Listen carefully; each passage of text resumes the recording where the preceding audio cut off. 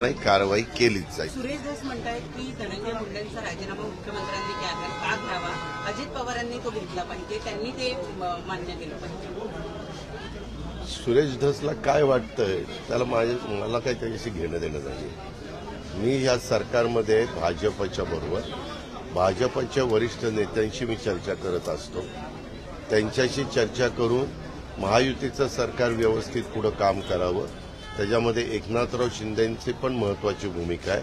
त्याच्यावर आम्ही निर्णय घेताना आम्ही प्रमुख लोक बसतो आणि निर्णय घेत असतो। असं वेगवेगळ्या पक्षातले खालचे कार्यकर्ते बोलायला लागले तर त्याला काही अंतच राहणार नाही। त्याच्या संदर्भामध्ये जी भूमिका असेल ते अमित शहा आम्हाला सांगतील, भाजपची आम्हाला देवेंद्र फडणवीस साहेब सांगतील, आम्हाला चंद्रशेखर बावनकुळे साहेब सांगतील, आम्हाला नड्डाजी सांगतील। हे बरोबर आहे ना? परंतु दादा धनंजय मुंडे हे सातत्यानं माध्यमांवरती खापर फोडतात आहे।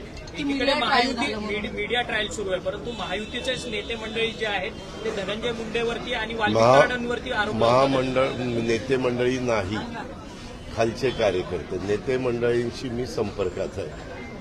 तुम्ही कुणाला नेते समजता ते मला माहिती नाही। मी ज्यांना नेते समजतो ते वेगळे आहेत आणि तुम्ही ज्यांना नेते समजतात ते माझ्या दृष्टीनं पक्षाचे नेते नाही आहेत।